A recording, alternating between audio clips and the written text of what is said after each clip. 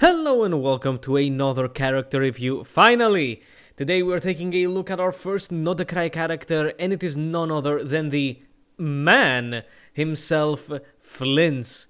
I really wanted him to sell like crazy. His promotion has been insane, and picking Yuichi Nakamura as his Japanese voice actor is a guarantee for that. And I am all on board, of course. So, Flins is an electro polearm character who uses lunar charged damage. I can't put that in other words. Lunar reactions that you will see in this review are just a way of backing characters and players into a corner in order to pull for new units, weapons, and force the use of new artifacts, because they are the only way to use and buff lunar-based damage, very much just like Night Soul. Flins is very strong, but he is also very limited because of that in how he is built himself and those around him. That is because of Nodecry's infancy, but it is also because of the special garbage that has been put into lunar reactions. Shall we see though why things are this way in detail? For Flins' kit, we will have to mash everything together, because every part of his kit is connected together, so looking at his abilities as they work is the best option. Flins' normal attacks have nice animations, and that's it for them, since his skill gives him different attack multipliers, so leveling his normal attack talent is completely optional. Flins' skill makes him enter a special form where his attacks are electro-infused, his skill gets replaced by another skill that summons some spears and deals damage in front of him, but more importantly, replaces his elemental burst with a lesser version of it that also costs less energy. And speaking of the main burst and lesser one, the big burst skill deals 2 small instances of damage and 1 big one, while the lesser one only does 1 big damage instance with, of course, different multipliers. The big burst has a cost of 80, while the lesser one costs 30. And this is the main combo of Flins' kit. Use his normal skill to enter the special form, then reuse the replaced skill to change bursts, and then activate the lesser one, and then use normal attacks until the special skill comes off cooldown. And said cooldown is 6 seconds and cannot be affected by any cooldown reduction effects, because his C1 does exactly that, and we can't have you using any interesting combos. With Flins, we have to gatekeep such an effect behind money, of course. Can have you use some weird and interesting combos with, like, I don't fucking know, even Chongyun or something, or double Anemo to reduce the cooldown ever so slightly, just to, again, have some interesting strategies. Gotta be gatekept behind money, baby. But over with that, we immediately have to get into detail about moon signs and lunar reactions. Moon signs are pretty easy. Depending on the amount of Nodecry characters in your party, you get a moon sign level. The maximum is Ascendant Gleam, which you get with 2 characters. Moon sign levels don't give you anything on their own, instead they are a check for characters, because all Nodecry character kits and artifacts get literally slashed in half if you don't have Ascendant Gleam. There are some extra bonuses on lunar reaction damage on non-Nodecry characters, but it's not really a big focus. For Flint, both of his bursts get cut in half, quite literally. The numbers I mentioned before are the non-Ascendant Gleam ones. In that moon sign level, the big burst does 2 additional small damage instances, and the lesser one does 1 additional big instance, which you can see how everything works. You need the Ascendant Gleam in order for the lesser burst to actually do jack shit. This, of course, means that one slot in a Flint's team needs to be another Nodecry character to satisfy this check. More on team building later, of course. As for lunar reactions, or more appropriately, lunar-based damage, there are 2 ways to deal lunar-based damage. One is to have a 5-star that enables a lunar reaction. Flins enables lunar charged, which instead of doing the chain lightning effect of electro charged, instead summons a thundercloud that zaps enemies that are affected by both hydro and electro. And this is a pretty important thing. You need to have both hydro and electro on an enemy in order for the thundercloud to actually strike them. The damage of the Thundercloud is actually based on the stats of all team members, but in a highly descending manner. If you look at the formula, most, if not all of the damage is based on the first 2 characters, and the third one ever so slightly increases it. And by first, by the way, I mean in stats, so the highest stats wins. Also, lunar reactions in general completely ignore the enemy's defense, and they can crit, and there's of course a very easy reason why they can crit. Because the other way to deal lunar damage is directly from a character's kit. For Flins, both of his bursts simply deal lunar charge damage, just like that. And that's why these can crit. Any lunar reaction can crit, so that you don't have to just ignore crit ratios on characters because, they're dealing reaction damage. Also, the def ignore is quite bullshit, I have to say. That means that any character that might have been a good teammate to any Nodokrai character with lunar reactions that has Def Shred is completely useless. Because lunar reactions and lunar damage just ignore Def. Insane. We will touch upon more details on buffing lunar damage later when we get to artifacts and teammates, so let's move on. As for Flins' Ascension talents, his first talent is what allows him to use Lunar Charged and also buff Lunar Charged damage based on his attack. You get a maximum of 14% extra damage at 2000 attack, which is not hard at all to get. His second talent gives him an extra 20% damage on any Lunar Charged damage he deals, only if you have Ascendant Gleam. So if you're not on Ascendant Gleam in, say, something like Imaginarium Theater, this talent is completely gone. And his third talent gives him some extra elemental mastery with a maximum of 160 at again 2000 attack, which again is very easy to get. And as for his early constellations, I did spoil his C1 a bit, but yep, it's the only way to reduce his skill's cooldown, and it goes from 6 to 4, allowing Flint to use an extra lesser burst in his rotation. Normally, you are able to use 2 lesser bursts, and with C1 it goes to 3. Also, Flint generates some energy when Lunar Charged is triggered, but with a cooldown of 5.5 seconds, it's not the main reason you get his C1. And his C2, it slightly buffs his normal attack damage during his special form by adding an extra hit based on his attack. But most importantly, that extra hit is lunar damage. And also when Flint hits enemies with his electro attacks, he shreds 25% of the enemy's electro resistance. So both of his early cons are really, really good. An extra lesser burst is an insane boost in team damage, and his C2 adds lunar damage to the up until then useless attacks, while also buffing all of his damage through the rest shred. And that's the kit. Let's get into artifacts, which are very simple. For the set, it's the new Sky's Unveiling, which is tailor-made for any lunar damage DPS. It's the classic crit rate buff of the new region like Marcus Hunter and Obsidian Codex, but the buff is based on your moon sign level with 15 and 30 crit rate respectively. Again, you can see how it's cut in half. And also, it gives the team an extra 10% lunar reaction damage. As for stats, both his Sands and Goblet should be attack for the main stat because lunar damage doesn't benefit from elemental or general damage sources, and then crit damage most likely for the circlet. Substats are same as most other characters though. Energy recharge until you're able to burst comfortably. Make sure you know that you're able to do 2 small bursts and 3 at C1. So yeah, energy recharge until you're able to burst comfortably. Then crit stats in order to boost, in order to boost the crit damage of lunar damage, and then attack and EM, with attack being a bit better than elemental mastery. The attack scaling for Flins is a little bit better than elemental mastery, so in order to see substat priority, and as you will see, Flins gets a lot of EM buffs from other sources which easily satisfy the elemental mastery needs of lunar charged, so focusing on attack is much better than elemental mastery. So with that done, let's get into teammates.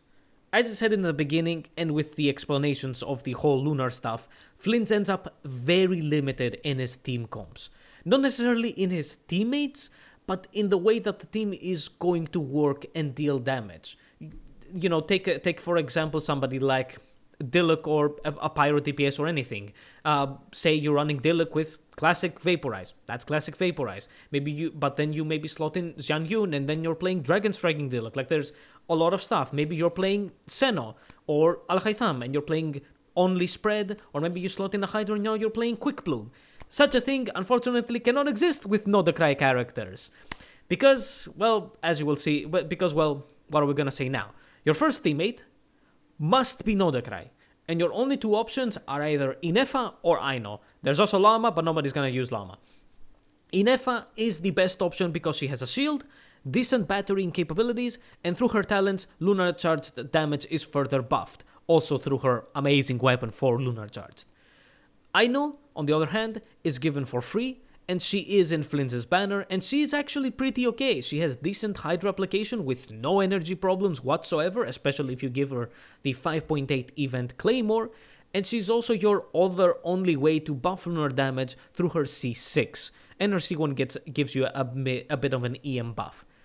And yes, many will even run both Inefa and Aino just because of that, just because of those two being your only way to buff lunar charged damage. Let's tackle then the battery options first.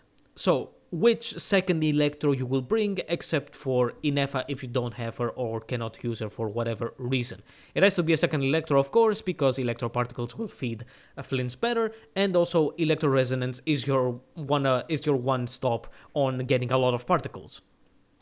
Fischl is kind of the standard baseline here, honestly. She doesn't really offer much damage here because her scalings are much better for something like Spread instead of Lunar Charged, and since also 90% of the team's damage is going to be coming from Flins and the general Lunar damage, but Fischl, she has no problems with uptime on Oz. She will just easily swap between using her skill or burst to summon Oz, and also for Fischl, she is of course one of the best batteries, and she can carry Elegy for the end to offer a really good buff for the team. Man, Elegy, I'm so happy I got Elegy when Venti was rerunning at some point. Elegy was busted as hell during the Sumeru era, and it is back to kick ass again. So any bow user that I mention on any element that can use Elegy, take that into account, because Elegy's 100 EM and 20 attack buff is simply insane as a supporting weapon in lunar damage teams. Next up is Ororon, and he is fine. He was updated to trigger his talent on lunar charged. I mean, I would expect that. Not that it matters, because his damage talent isn't gonna matter a lot, but most importantly is the energy through his talents. He is fine, but honestly, though trying him out, I had many problems with his burst. Especially if he was carrying Elegy instead of my usual Sacrificial. And I have built him with plenty of energy recharge, but he simply couldn't burst every rotation, which is very, very bad. And unfortunately for him as well, as I said, elemental damage buffs are pretty much useless in lunar damage, so he can't even get a boost in rankings through Cinder City. He is fine, but I would honestly rather use Fischl, honestly. Next is a very big oddball, and it's Sara. Yes, Kozo Sara. Her C6 crit damage boost does actually benefit lunar damage since it can crit, but unfortunately her buff can be very clunky to set off onto Flins, and her buff's duration is the biggest problem because it cannot cover all of Flins' burst at C0 and at C1. At C0, he only gets 1 out of 2 buffed bursts, and at C1, he does get 2 out of 3, which is better, because one is half and the other is 2/3, which is good, but using Sara ends up very iffy. I did try her out just before finishing the script, and yeah, like getting the rotation in order to swirl, as you will see next, in order to swirl Electro was very iffy, especially trying to hit her buff onto Flins. She performed really good, but she is so clunky that I wouldn't necessarily only level her up just to use her with Flins. That's the kind of thing. Also, she needs to be C6 to actually be useful. Next is Cookie. And she mostly only offers healing, actually, a sustain option. And yes, she does have EM scaling, but it's most likely that she will end up as the third character in the damage formula for lunar damage, so she doesn't offer much through her scaling. But she is perfectly fine as your sustain option, because without Inefa, as you will see when we move on from the battery slot, there aren't any shielders or healers, so Cookie can be pretty decent. She can also work with holding Freedom Sworn or Key of Kaznazut, since she also has HP scaling, in order to offer a buff. So if you have either of those two weapons, then definitely use her. Another slot, though, for sustain is actually Dori. Yes, that Dori. But she actually does offer more than Cookie, since she has her really good energy restoration on her burst for Flins. But her burst's 20-second cooldown does not allow her to burst every rotation. And yes, I leveled her up just to test her, and she worked very well. against the stupid fucking moth enemy that they put in the abyss, which I tested, by the way. Lunar damage does not make it not give you that stupid debuff. So actually using Dory just to get rid of the stupid debuff that this Mothfly gave me worked really well.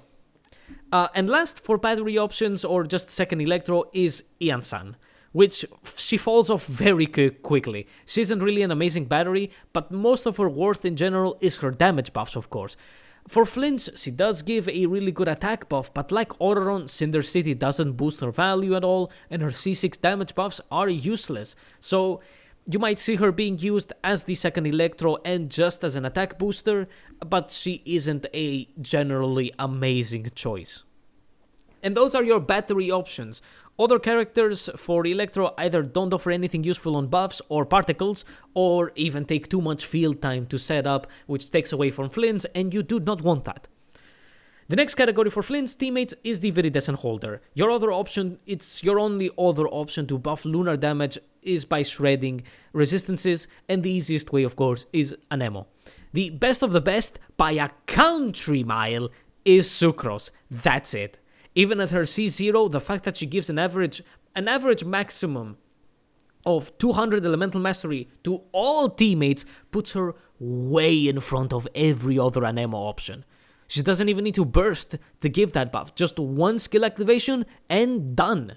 She can also use Thrilling Tales to buff Flint's even more, or you can also use Wandering Evenstar, the Sumeru Gacha catalyst that gives an attack buff to all teammates based on the equipper's elemental mastery. And since Sucrose stacks elemental mastery like crazy, the attack buff becomes a decent extra to her elemental mastery sharing. And since the attack buff,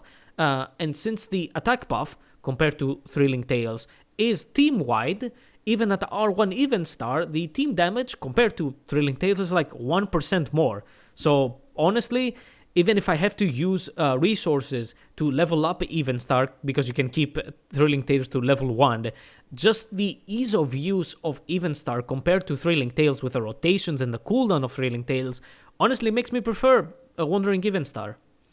But yes, Sucrose is by far your best option. Otherwise, you can use Kazuha at C2, which is a pretty big investment, but at C2, he is somewhat comparable, since he does have a 200 elemental mastery boost, but it's only for him and the on-field character. So, because of the lunar damage formula, he ends up worse, but he can also use Freedom Sworn, as I mentioned, which do also, again, as I said with Cookie, do also take into account for other sword users that they might be able to use Freedom Sworn for the 20% attack buff. But yeah, Kazuha is only at C2 your other option. His main thing, which is of course the extra elemental damage boost, is useless. So you're only getting him for the 20% attack buff on Freedom Sworn and the 200 EM only on Flins and Kazuha.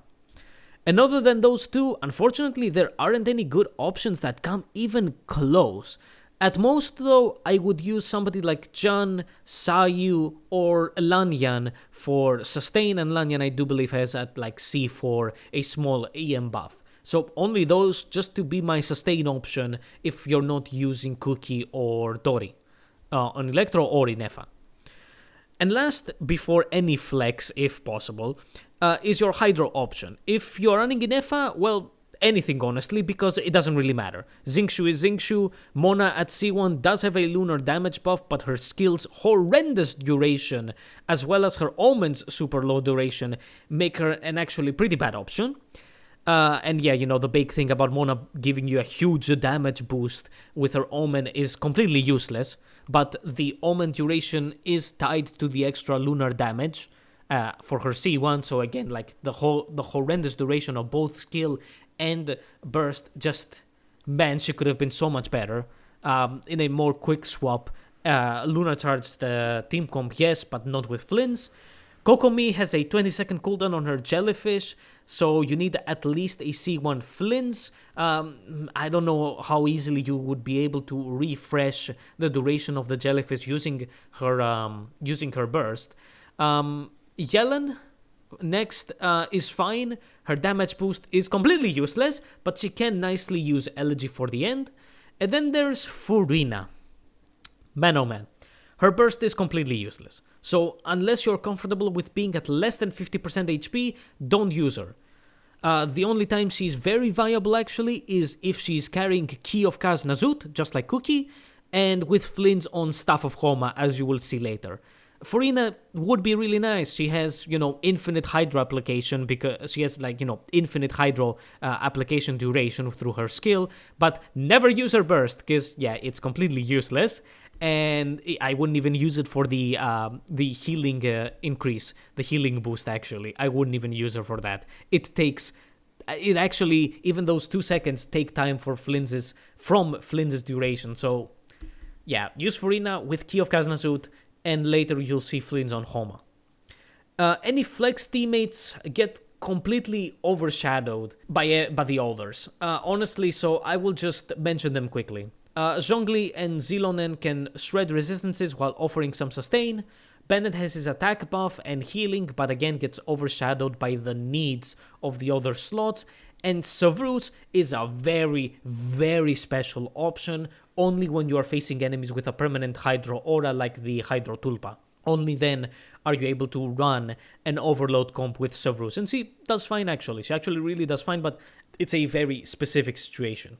Something I wanted to actually mention here at the end of the teammates section is that one of Flins's teammates needs to be running the Silken Moon artifact set, not only because of the 120 elemental mastery buff that it gives, but also because it's another one of the limited ways to buff lunar damage. The description might be a bit weird, saying that Gleaming Moon effects can stack, but then Gleaming Moon effects cannot stack. It is kind of weird, but what the description actually means, if you're ever confused about it, Sky's Unveiling and Silken Moon give you different Gleaming Moon effects. I think one is like Devotion and the other one is Intent. But those two stack on the lunar damage buff. But 2 Silken Moons or 2 Sky's Unveiling do not stack. That's what the artifact description means. I did want to make this clarification for anybody that might have been confused on why we're so much using Silken Moon. I also wanted to say that for Aino, but this also does apply to Dori, I guess, is that, okay, I am forced to use Aino, but man, we simply do not have any supporting claymores. I think that Aino would be much more welcomed if we had any good supporting claymores. There are many to help Aino herself with elemental mastery boosts or having her burst on every rotation with a lot of energy generation, but nothing to buff others. No, I'm not counting Favonius. That's not a buff. There is Makera Aquamarine, which works just like Wuthering Evenstar since they are the same series, but it's not worth hunting for it. Nor is it that much available. And the buff is not that crazy. And then there's Forest Regalia, the Sumeru craftable. It's so clunky to use, it's also not worth it, which genuinely pains me to not be able to make Aino more useful because I'm so forced to use her. And again, the same thing goes for Dori. I'm using Dori with the portable chainsaw, I think it's called, which on Dori, the tiny thingy, I don't think it's that portable, but the portable chainsaw, it gives you an EM buff and an energy restoration, but it's only on the equipper, man. Imagine if they gave the elemental mastery and energy restoration on every character. And it is a gacha weapon. So imagine if that was the case. That would have been such a good 4-star weapon. Anyway, let's move on to weapons for Flins. There are plenty of choices, and some weird ones even. The baseline weapon is the new craftable Prospector's Shovel, since it buffs lunar damage, but getting it to R5 isn't the easiest task because of the stupid billet system. But still, we keep it as a baseline. The Blackcliff pole, in theory, is decent because, hey, it's crit damage, has decent base attack, and it gives you a pretty good attack boost, but that's only against lots of enemies, so it's a very big toss-up if you want to use it, and especially waste a fuck ton of star glitter on getting this thing to R1 and above. Deathmatch, even at R1, is a very good choice. Just be careful with your crit rate since it gives you a lot, and also you have Sky's Unveiling giving you a lot of crit rate, so you might overcap, so be careful with that in your artifacts. Missive Wind Spear is an event weapon, and if you have it, it is slightly worse than Prospectors. Ballad of the Fjords is also really good, but as mentioned, Flins already has plenty of EM buffs to satisfy the lunar damage formula, so Deathmatch with the attack boost does pull ahead. And I mentioned Deathmatch because, of course, Ballad of the Fjords and Deathmatch are both Battle Pass weapons, so, you're choosing which one to get. Prospector's Drill, because there's another Prospector's thingy, is fine, but not worth it, and it needs a sustain option in the team to use it. There is also the upcoming Nodekrai Gacha polearm, the Sacrificer's Staff, which is also fine, but not worth it compared to the craftable.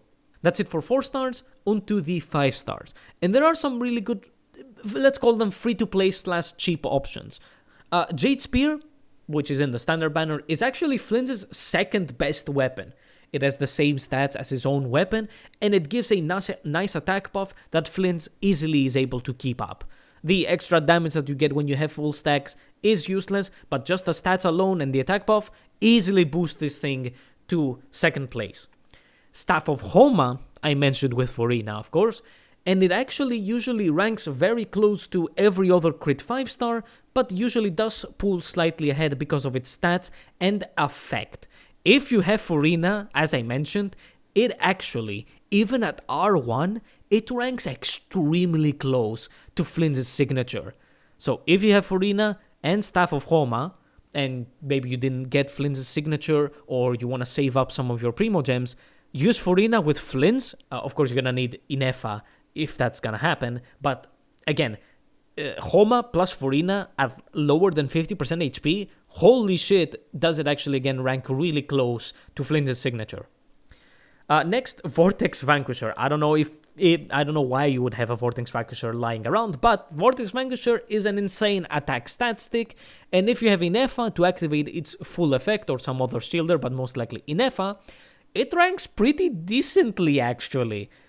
So again, I don't know why you have a Vortex Vanquisher, but yeah, with Inefa, you could use it. I would also potentially switch, I guess, to an EM Goblet, since there you got so much attack because of Vortex Vanquisher. Skyward Spine, your other option on the standard banner, our 50-50 loss, is a weird one. And I will clump Engulfing Lightning, which is Raiden's weapon, here as well. The energy recharge substat on both of these easily allows you to skip energy recharge stats on your artifacts. And more importantly though, they can allow you to use Flins' Big Burst in your rotations. Because, the Big Burst has an amazing cutscene, but it's usually not worth it because of how much energy you need to then activate the other bursts.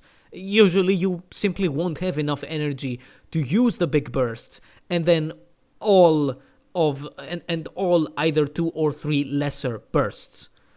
So, but with the insane amount of energy recharge, and especially Engulfing Lightning giving you an insane amount of energy recharge and an attack boost, right? And Engulfing Lightning is actually really good compared to Skyward Spine.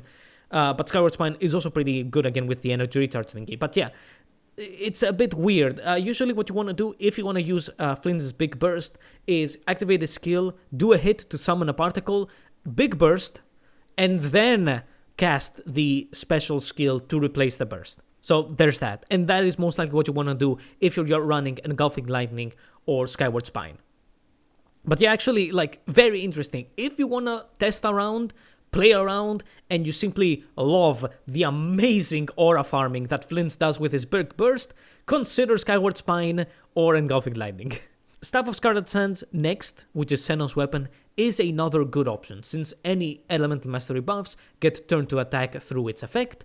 Be careful, like Deathmatch, on your crit rate, and also with both of them having low base attack. But you most likely will get the 2000, you most likely will get to 2k attack, which by the way is not a crazy necessary to max out the lunar damage talent or the other talent, the elemental mastery talent, but as I said, you'll easily get to 2000 attack. But yeah, Staff of Scarlet Sands is really good. It offers everything that Flins needs. Other crit signatures rank pretty similarly. There is Inefa's weapon, man, that gives an insane buff to Lunar Charged, but unfortunately that part needs a shield to be created. So Flins himself cannot use it if you say you miss this signature. or use it with other polearm supports that you might have had and used with Flins. So that is kind of unfortunate. It would have been a pretty good weapon, again, if you got it with Inefa, but missed Flins' own signature. So yeah, it's kind of stuck to Inefa, basically. And last, of course, is Flins' own signature. I don't think I need to say much about it, except for its energy restoration effect. The cooldown of said restoration effect is 14 seconds, which is way too long to help with the lesser bursts. So the actual way to use this effect is like Skyward Spine and Engulfing Lightning.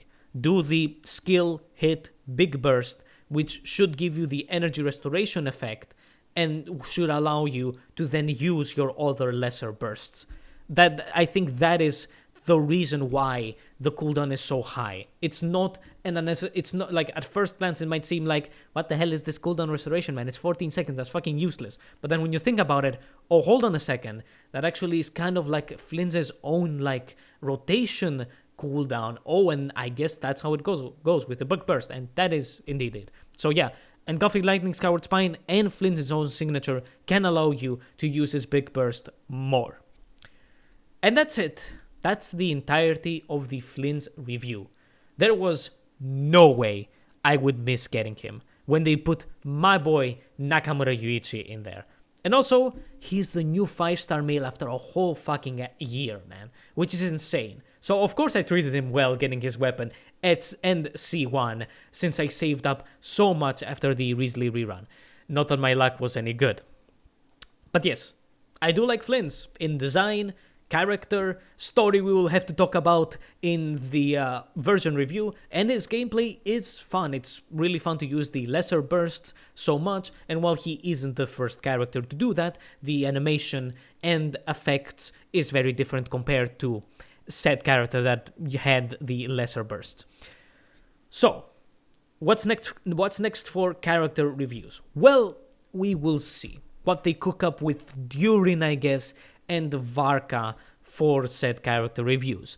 As for Flins' future teammates, Yahoda being a Nemo could take a lot of the slots that Flins requires to allow some flexibility. It's like a Nodokrai character, your Vivi Shredder, and potentially, I guess, if she has any EM sharing to replace, Sucrose, I guess. But most likely we all know that Columbina is going to be the one to become a permanent suggestion for him, but you never know. She could be a DPS, she could not work with Flins, who knows? But a problem, though, with the stupid 2-character requirement, actually, is that characters that release in the 6.x Luna patches, right, that are not from Nodokrai, like During and Varka, they could easily not have the Moonsign passive, right, and not be able to be used with the Nodokrai characters, which sounds insane to introduce such restrictive mechanics, and because of narrative reasons, it gets limited to 5 to 6 characters. Just imagine that, because think about it, right? We have Inefa, Aino, Flins, Lauma, and Nefer right now in the beta. That's 5 characters. Add Columbina to the mix, and I guess Yahoda, that's a maximum of 7. And they don't necessarily all go together, right? And like, again, there's gonna be Varka, there's gonna be Alice, there's gonna be Durin, there's gonna be so many characters who knows from where. And they might, most likely, will not have the Moonsign passive, because they're not from Nodokrai, right? So it's like, thanks? It's so fucking weird that this is gonna actually happen. Here's the Nodokrai region, here's a whole new mechanics bullshit, and it's so fucking limited because of this. But because, again, of narrative reasons, lore and stuff, we can't give these non-Nodokrai characters that are releasing in these patches the passive. Like, holy shit. I genuinely wonder what they're gonna do. I kind of smell that they're gonna give During and maybe Varka, but at least During, I think, the Moonsign passive. Anyway, let's end this. I will see you in the 6.0 Luna 1 version review. See ya.